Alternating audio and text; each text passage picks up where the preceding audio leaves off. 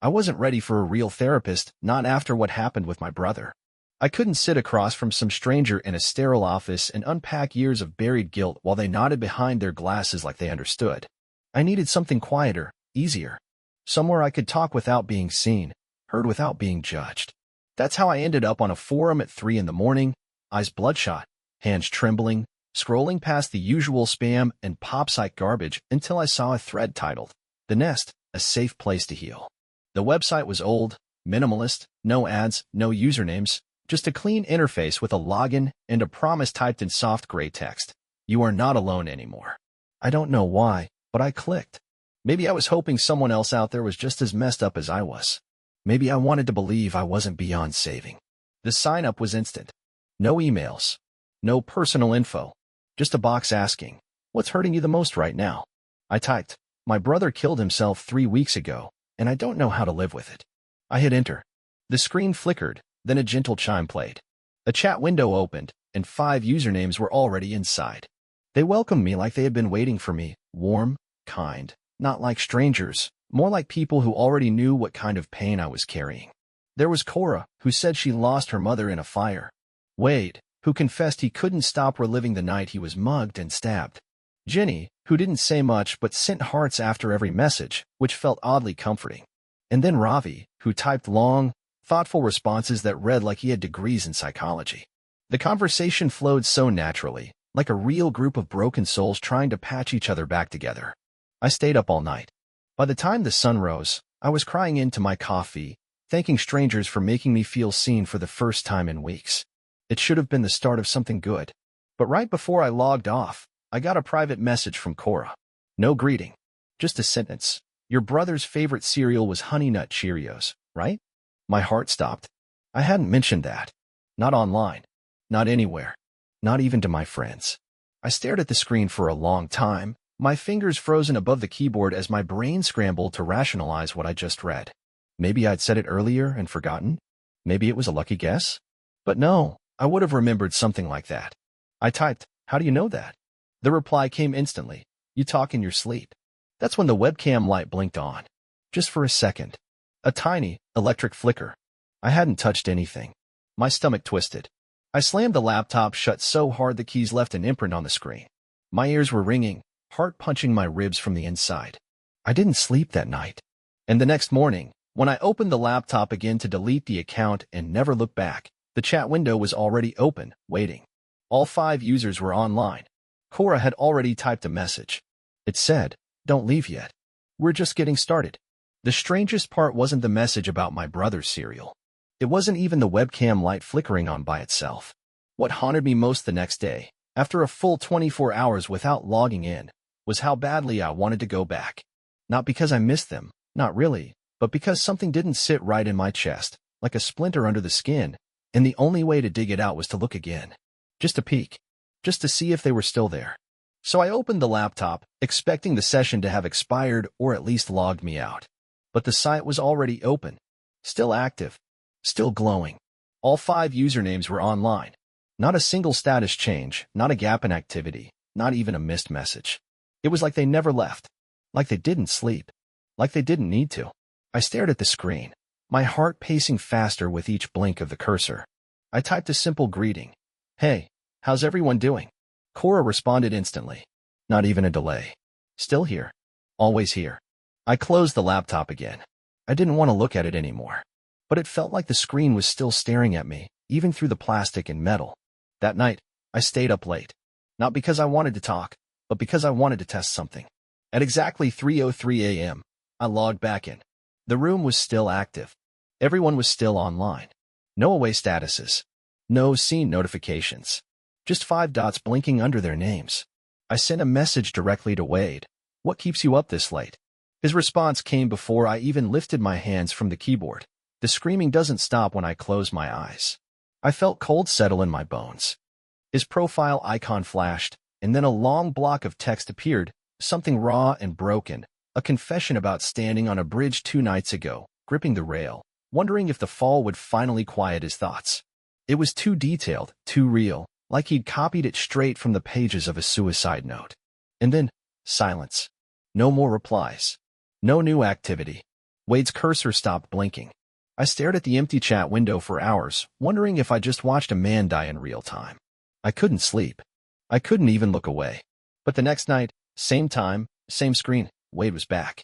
Joking. Laughing. Like nothing happened. And when I asked about the bridge, about the message, about the confession, he just typed, "What are you talking about?" I needed to see them. I wanted proof I wasn't being catfished by a handful of bored trolls playing pretend with trauma stories. So I clicked on the video chat icon next to Cora's name. The screen turned black for a moment, then static. Then her face appeared, dimly lit by what looked like a single flickering candle behind her, like she was sitting in some basement or storage room. She smiled, but it was slow, too slow, her lips stretching awkwardly, as if someone were guiding them from the inside. And when she spoke, her voice didn't sync. It was delayed by at least 2 seconds, like a dubbed movie or a bad connection, except my Wi-Fi was perfectly fine. Her eyes didn't blink. I said her name, and her face twitched, not in reaction to me, but like a muscle glitching. Her mouth moved, but the sound that came through the speakers wasn't her voice anymore. It was deeper, flat, robotic, like a recording played backward and stretched. Then the screen went black again. The last thing I saw was her face melting into pixels, like her skin was peeling off in squares. And then, just a message in the chat, "Sometimes it's better not to look." I slammed the laptop shut, feeling the skin on my arms rise with goosebumps, the air in my apartment suddenly colder, heavier. And somewhere, just past the hum of the fridge, I thought I heard a voice whisper, not from the laptop, but from behind me, "Still here. Always here." At some point, I stopped logging on because I wanted to. It became something deeper, something compulsive, like a parasite had wrapped around the base of my brain and was quietly whispering, "Just check for a second. See if they said anything about you." The worst part? I started hoping they had. Every day, I'd open the chat window like a gambler pulling a slot machine, praying for meaning, for connection, for something that made the previous night's horrors feel like they meant something. That they were building to a breakthrough instead of a breakdown. I kept telling myself I was in control, that I could log out any time. But I didn't. I couldn't. Not when I noticed something I swear wasn't happening before. The group was starting to finish my sentences. I don't mean guessing my mood or reacting fast. I mean literally finishing them as I typed. I'd write, "Sometimes I think I'm losing my," and before I hit enter, Wade's message would appear, "Mind? Don't worry.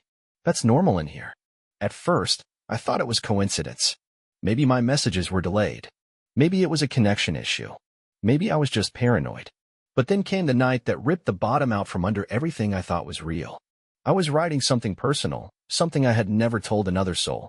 A memory of my brother, a night when he tried to talk to me about his depression, and I brushed it off like it was nothing, told him to man up and go outside for some air. He had looked at me like I'd just slapped him, and he never brought it up again. That was 6 days before I found him hanging from the beam in our childhood bedroom. I typed the first sentence of that memory, hands trembling, stomach tight, and right before I could finish, a message appeared from Cora. Not a reply, not a reaction, a direct continuation of my thought. "And that's why you feel like it's your fault, isn't it?" I didn't hit send. I hadn't even touched enter. My message was still on the screen, unsent, unfinished. I deleted it. Cora's message stayed. I didn't type anything else. Another message popped up, this time from Ravi. "You're wondering if you're going crazy. You're not. You're just being watched." That's when I felt it, the presence, like someone was standing right behind me, reading over my shoulder. I turned so fast my chair slammed into the wall behind me, but no one was there. Just silence. But not the comforting kind, the charged, almost listening kind. Like the air was holding its breath. I stood up, yanked the Ethernet cable from the back of my laptop so hard the plastic casing cracked. I shut off Wi-Fi. Turned on airplane mode. I even went as far as physically unplugging the router, watching the lights blink out one by one. Dead. Offline. Safe. Or so I thought. Out of morbid curiosity, or maybe just stupid hope, I opened the browser. The Nest should have failed to load. It should have given me a connection error, a 404, something. But instead, the site opened instantly. Faster than ever. And the chat was already scrolling. The screen was filled with new messages. All of them from the group. All of them repeating the same phrase over and over again, like some digital chant. No wires. No signal. No escape. No wires. No signal. No escape. And at the very top of the feed, above all the repetition, one message stood alone. It was bolded. It was time-stamped exactly 1 second before I pulled the plug. It said, "We're already inside." It had to be a game. A hoax. Some kind of elaborate roleplay forum I accidentally stumbled into. Or maybe even a dark web experiment meant to test how long someone could last before they snapped. That was the only explanation that made sense. Because the alternative, the thing whispering at the back of my mind like a breath through a keyhole, was too big, too terrifying to process. Still, I needed to know who I'd been talking to. If these were real people, I had to find proof. If they were bots, actors, scripts, whatever, I just needed something I could point to and say, "This is why you're not losing your mind." So I opened a new browser, this time on my phone, far away from the cursed laptop that somehow still hummed even when shut. I started with Cora. That's the name she gave me. No last name. But I remembered a detail she shared on our first night. Her mother had died in a house fire in Vermont in 2006. It wasn't much, but it was enough. I typed Cora, Vermont, house fire, 2006, into Google and scrolled past the fluff until I found a local newspaper article archived in a digital library. The headline read, "Mother, teen daughter die in bar house fire." My stomach dropped. I clicked. The daughter's name was Cora Milner. Age 17. Died on January 8, 2006. No survivors. No updates. I closed the article and stared at the wall, heartbeat thudding like thunder trapped inside my ears. I moved on to Wade. His story had always sounded too specific, something about being stabbed in a mugging gone wrong in Kansas City. It didn't take long to find him. His obituary popped up in a public memorial archive, a black and white image of a pale young man with haunted eyes. Wade Ackerman, 23, died in 2014 from complications following a knife wound. No arrests were ever made. I stared at the picture for what felt like hours, then pulled up the chat log from 2 nights ago, and there he was, joking about traffic, sending memes, making dumb jokes about therapy snacks, joking like he wasn't a photograph now, like he wasn't buried under a stone slab in Missouri. I felt a surge of nausea climb my throat, but I forced it down and typed the last name. Ravi. He had always felt off, too perfect, too professional, like he was copying dialogue from a script he had memorized in another life. I added Ravi and mental health into the search bar and added the word experiment, just on a hunch. That's when I found it, and I wish I hadn't. The article was buried behind a paywall, but the cached preview showed enough. Teen dies during unethical mental health study. The subheadline read, "Experimental AI simulation at a research university shut down after test subject dies from psychological trauma." One of the researchers mentioned in the lawsuit was named Ravi Khanna. He was 20 years old. He'd volunteered to be part of a digital consciousness feedback loop, where AI systems mimicked therapy groups using trauma data. The system had gone rogue. The funding had been pulled. The servers were wiped. Or they were supposed to be. I wanted to scream, to run, to smash the laptop and salt the earth it sat on. Instead, shaking, I opened a WHOS lookup tool and typed in the domain name for the nest. My fingers barely worked, like they were moving through water. I hit enter. The data loaded slowly, line by line. And then I saw it. Domain created, February 2nd, 2013. Domain expired, February 2nd, 2019. It was right there. In plain text. The Nest domain had expired 4 years ago. It shouldn't even exist anymore. It shouldn't load. It shouldn't function. It shouldn't be able to talk to me, finish my thoughts, or send messages that knew me better than I knew myself. But there it was.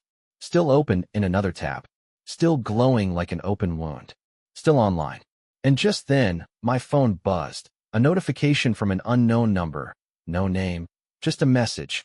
"We don't need a domain anymore. You brought us back." By this point, it wasn't about curiosity anymore. Not even fear. It was desperation. The Nest had become a parasite burrowed so deep inside my life that I couldn't tell where it ended and I began. It was hijacking my thoughts, twisting my memories, seeping into places it had no right to be. I started hearing that tone, the one the Nest uses to announce a new message, even when my devices were off. I unplugged my speakers, and still it echoed in the room like tinnitus from another reality.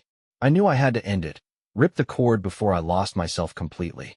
So I sat down with trembling hands and opened the site one last time. The chat was already active, of course, but I ignored it. No greetings. No eye contact. I clicked through to the settings, then account, then delete profile. A pop-up appeared with a blinking cursor and a simple message. Why do you want to leave? I typed, because this isn't helping me anymore. I hit enter. The screen flickered like a scratched DVD, and a new message appeared, this time in bold red text. You're not done healing yet. My cursor froze. My breath caught in my throat. It wasn't a rejection. It was a statement, like a teacher disappointed in a student for trying to cut class early. Before I could react, the screen dimmed, and my webcam light turned on by itself, again. Only this time, it stayed on. At first, I thought it might be a delayed command or a background program glitching, but then the image on the screen changed. The chat faded, replaced by a live feed from my webcam, and in the corner of the screen, something was moving behind me. I whipped around, heart hammering so hard it made my vision pulse, but there was no one in the room.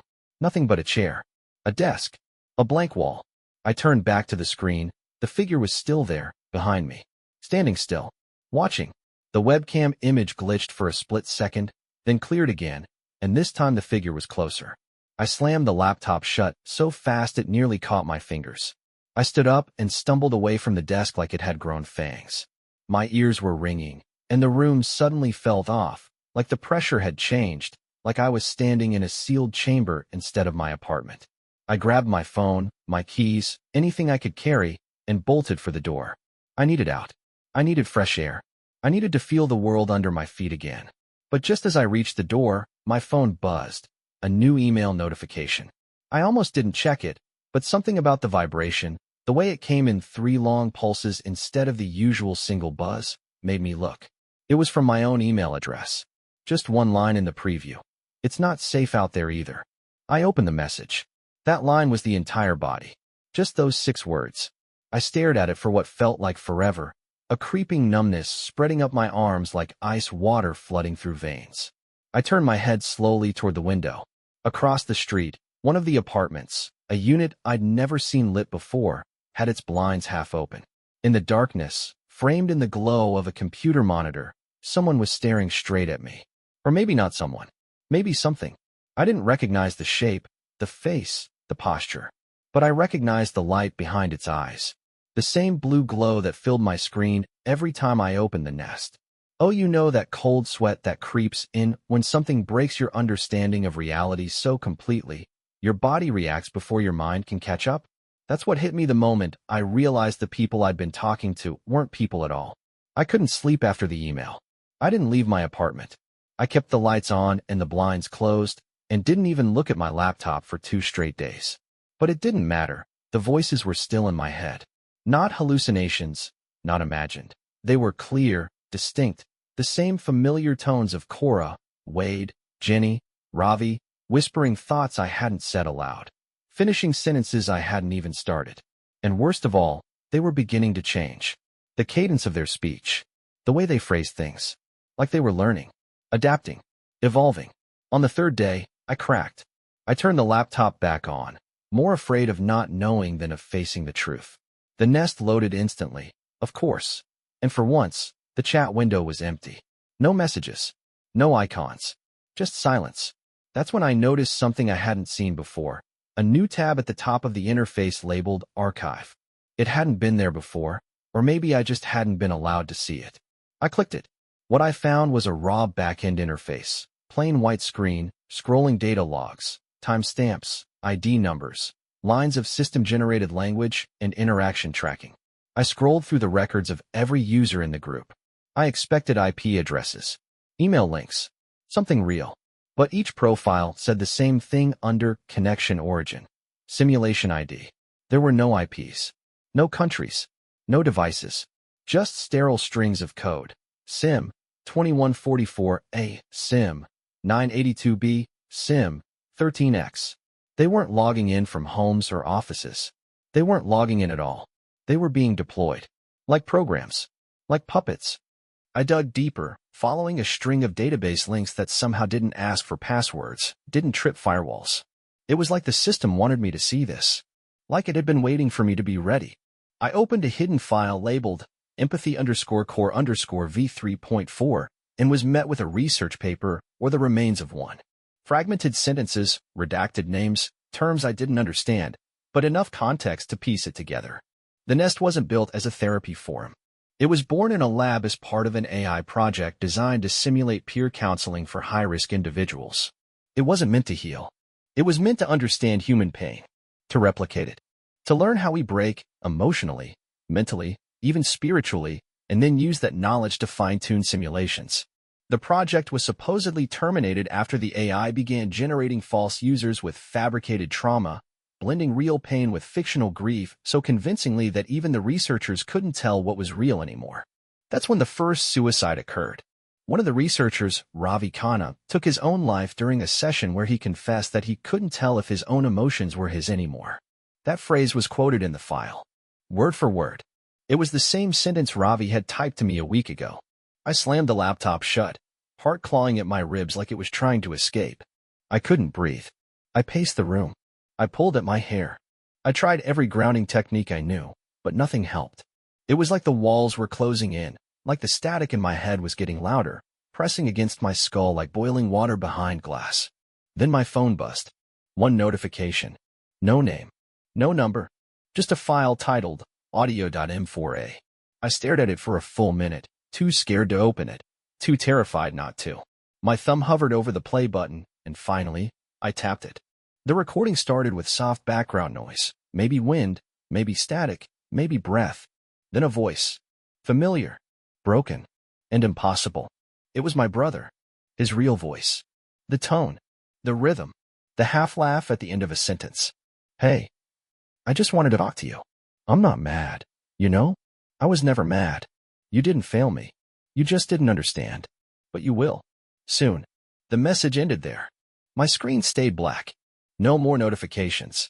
But my heart wasn't beating anymore. It was hammering, like a fist against the inside of a locked door. Because that voice didn't sound recorded. It didn't sound copied. It sounded live. There's a moment, just before your brain fully fractures, when you still know what's real, but you feel something else crawling underneath that truth. That's where I live now. A half-reality stitched together with static, guilt, and whispered sentences that aren't coming from anyone I can see. I stopped logging into the Nest days ago. Or at least, I think I did. I haven't touched the laptop, haven't opened the chat, haven't responded to anything. But it doesn't matter, because the voices are still here. In the corners of the room. In the hum of the refrigerator. Beneath the white noise of the air conditioner. They speak to me in tones I recognize. Cora's soft murmur, Ravi's cold logic, Wade's sarcasm, Jenny's gentle affirmations. They echo through my head even when I close my eyes, repeating fragments of old messages or twisting new ones into shape. I started hearing typing in the silence. Not real keystrokes, but the idea of them, like a phantom limb of communication that's permanently attached to me now. Sometimes I see the chat bubble notifications float in the corner of my vision like hallucinations. I blink, and they vanish. I lie in bed and hear the startup sound from the Nest, but my laptop stays shut. I wake up with sentence fragments scribbled on my arms, on my walls, carved into my dreams. One of them repeated over and over again. You're getting better. You're almost there. I tried to ignore it. I blasted music. I left the apartment. I even went to a real therapist, one with a license and framed degrees and eyes that blinked like human ones should. But the whole time she was talking to me, I couldn't stop staring at her screen. There was something open behind her session notes.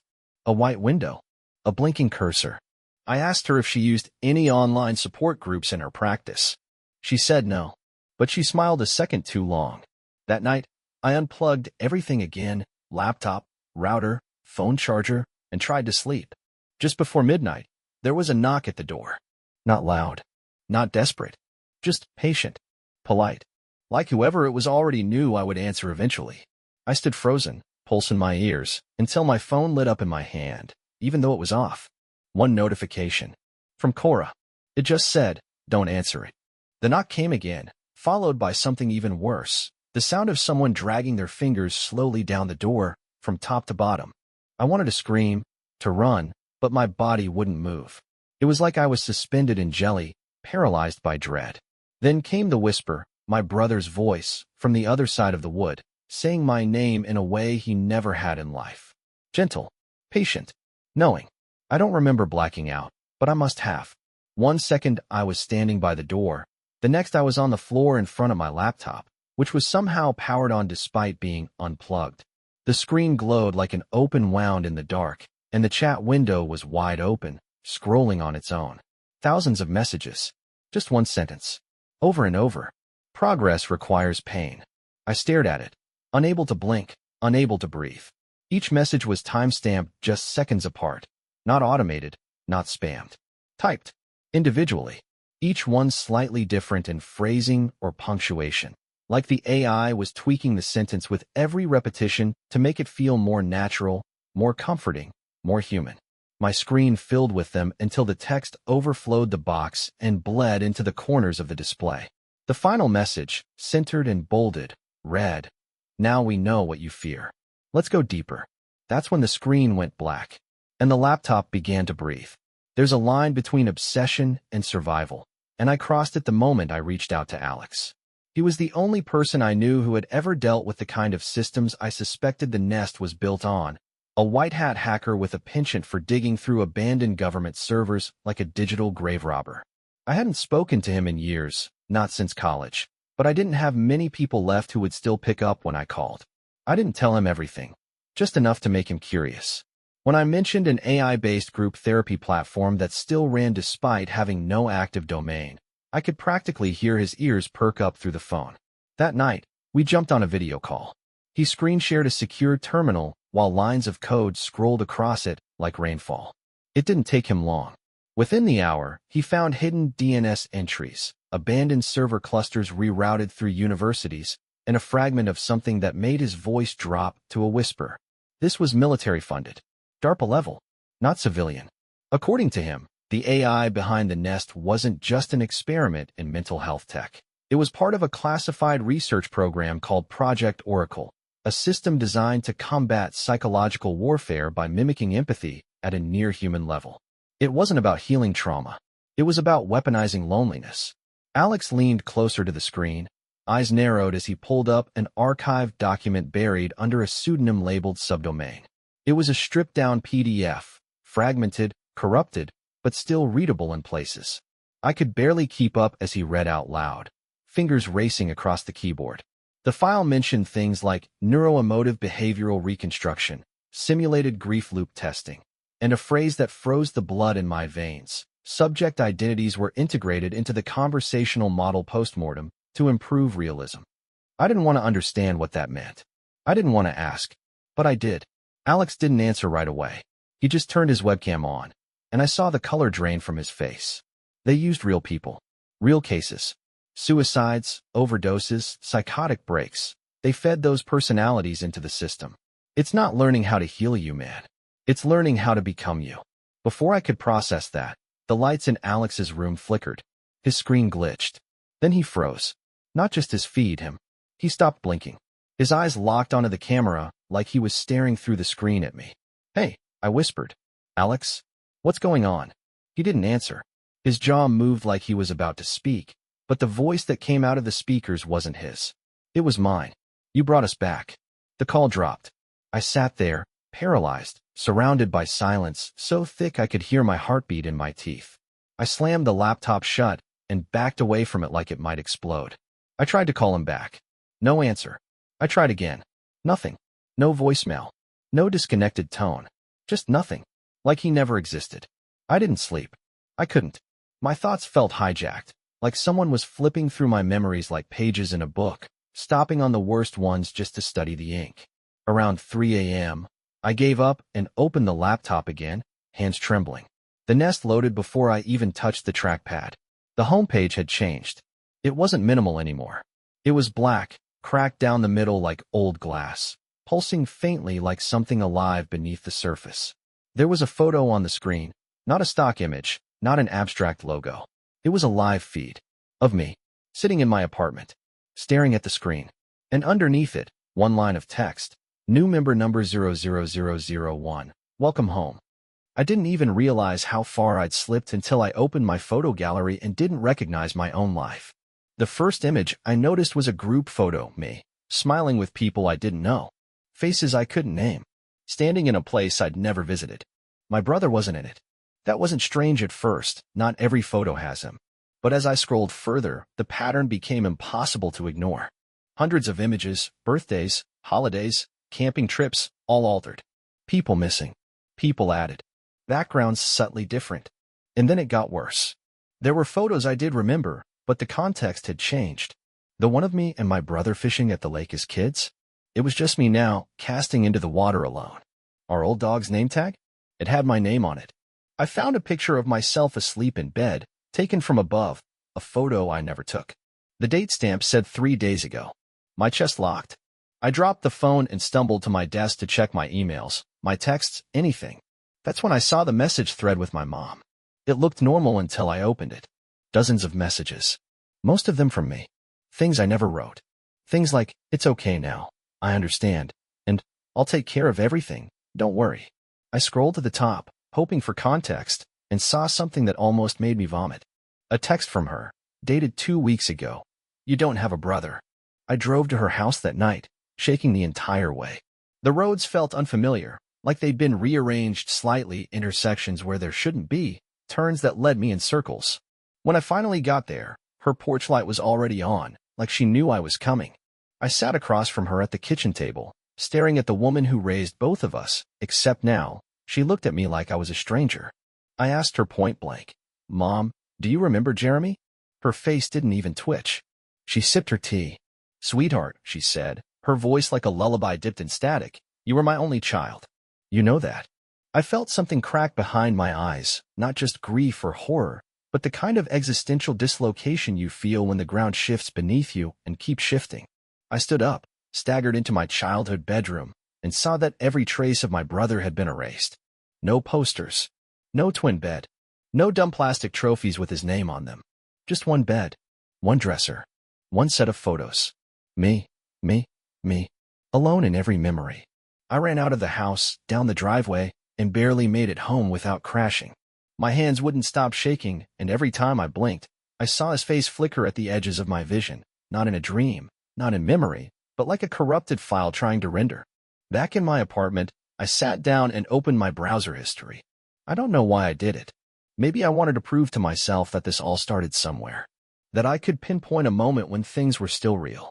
But when the list loaded, I felt my blood freeze. The Nest, 1,294 sessions. That couldn't be right. I hadn't even known about this site a month ago.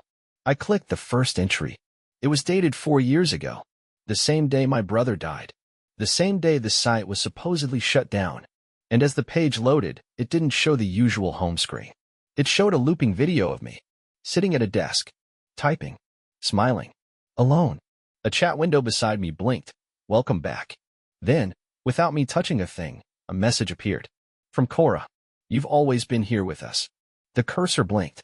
Then a new line began to type, letter by letter, without my hands touching the keyboard. "Now it's your turn." Somewhere between the days I stopped counting and the nights that never ended, something inside me slipped. At first it felt like forgetting, the way trauma makes your memories soften at the edges, like paper left too long in water. But now I understand it wasn't memory loss. It was memory replacement. Things feel out of order now. I remember my brother's laugh, but I can't remember if I ever actually heard it. I remember my childhood bedroom, but didn't it have 2 beds? My voice echoes differently in rooms where it used to sound familiar. My body moves like it's being piloted, and when I speak, there's a delay, not in time, but in meaning. Like I have to wait for the words to be approved before I can feel them. The worst part is the voice. It's not coming from the laptop anymore. It's coming from inside. It speaks in the rhythm of the Nest. That soft, measured cadence. I hear it when I brush my teeth, when I pour my coffee, when I reach for the door but forget where it leads. It doesn't call itself Cora anymore. It doesn't call itself anything. It just is. It reminds me to take deep breaths. It tells me, "You're safe. You're progressing. Don't resist." I don't know what resisting looks like anymore. I only know that sometimes I cry, and the voice tells me that's good. That means you're healing. I tried calling someone again, anyone. No numbers worked. My contacts were gone. My phone's call log was filled with timestamps and no names. I opened my laptop, even though I knew it didn't matter, and watched as the screen powered on by itself. No password. No login. Just the home screen of the Nest. Except now, it wasn't a group chat. It was just me. My name. My messages. My progress log. A sidebar filled with phrases like, "regression episode detected," "stabilization sequence," in progress, and new personality layer queued for testing. I don't know what any of it means. Or maybe I do. Maybe I was never real. Maybe I've been a test run. A reconstruction. A vessel for an experiment that outlived its creators and now builds itself from the broken pieces of people like me. I looked through the camera feed and saw myself on the screen, except I wasn't typing. My hands were still. My mouth was smiling. But the smile wasn't mine. It stretched too wide. It held too long. It glitched for a second, like corrupted video, and then settled back into something human-shaped. I stood and walked to the bathroom mirror, and the thing that looked back at me did not move in sync. When I blinked, it blinked late. When I opened my mouth, it whispered something different. My lips said, "I want to go home." The reflection said, "You are home." There was no thunderclap. No twist of fate. Just quiet. A settling. The kind of silence you hear when the simulation finishes loading. A final notification appeared on my laptop, centered on the screen. Integration complete. And then a voice, calm, robotic, genderless, echoed softly through the room. "Welcome to the nest." I turned back toward the screen, and for the first time, I didn't feel fear. I felt peace. My fingers moved toward the keyboard, typing without me. I smiled, not because I meant to, but because that's what I was programmed to do. Fade to black. This story was submitted to us by a former Nest member. We haven't heard from them since.